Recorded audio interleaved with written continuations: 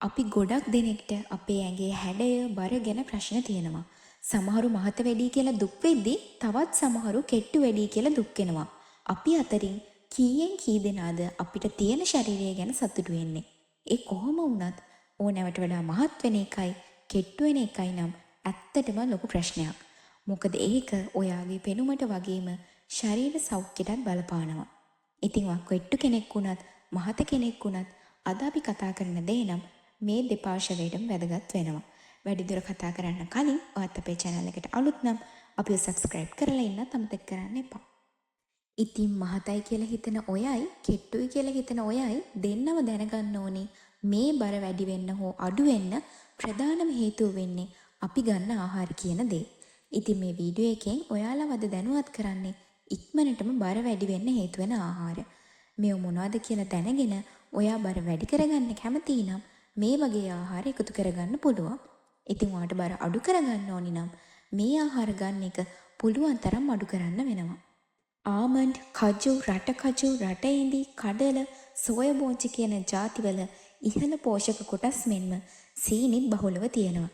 ඉතින් මේවා ඔයා ගන්න කෑමකට එකතු කරගත්තත් ඒ වගේ ඔයාගේ බර වැඩි වෙන්න හේතුවක් වෙනවා. කෙසෙල්, චොක්ලට්, කිරි, රට ඉඳි හෝ ආමන්ඩ් එකතු කරලා හදාගන්න ස්මූදි පානය කිරීම මගින්ද ශරීරයේ බර වැඩි කරගන්න හේතුවක් වෙනවා.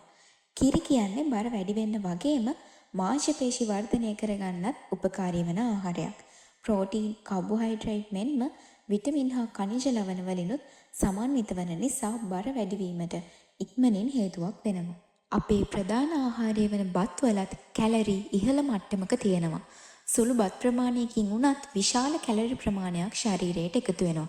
මේ අතරිනුත් සුදු බත් විශේෂයි. රතු පැහැති මස් හා මාළුත් බර වැඩි කරගන්න පුළුවන් හොඳ ආහාරයක්. හරක් මස්, බලමාළු, කෙලවල්ල මාළු උදාහරණ විදියට ගන්න පුළුවන්. මේ වගේ කැලරි හා ප්‍රෝටීන් තමයි බහුලවම තියෙන්නේ. අර්ථාපල සහ පිෂ්ඨය සහිත ආහාරත් බර වැඩි කරගන්න හේතුවක් වෙනවා. ඕට්ස්, බතල, බඩිරිඟුල්, බෝංචි මේ වර්ගයට අයිති වෙනවා. කාබෝහයිඩ්‍රේට් සහ කැලරි අධික නිසා මේ වගේ ආහාරත් බර වැඩි වෙනවා. ඒ වගේම වියලි පළතුරු, ඒ කියන්නේ වියලි මිදි, සැකසු වියලි පළතුරු, අන්නාසි, කෙසෙල්, අඹවල සීනි මට්ටම අධිකයි.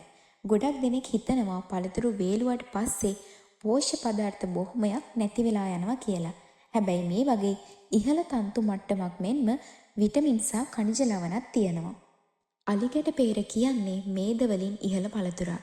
ඒ වගේමයි එහි තියෙන කැලරි ප්‍රමාණයත් තරමක් ඉහළයි. ඒ නිසා මේව බර වැඩි කරගන්න හේතු වෙන හොඳ පළතුරක්. චීස් වලත් අධික කැලරි සහ මේදය අඩංගු වෙනවා. බොහොමයක් චීස් වර්ගවල කොලෙස්ටරෝල් හා සංතෘප්ත මේදය අධිකව තියෙනවා. ඒ නිසා බර අඩු කරගන්න ඕනි නම් මේව පරිභෝජනය අවම කරන්න. බිත්තරවල තියෙන කහමද ඇතුලේ තමයි ශරීරයට හිතකර සියලුම පෝෂ්‍ය පදාර්ථ අඩංගු වෙන්නේ.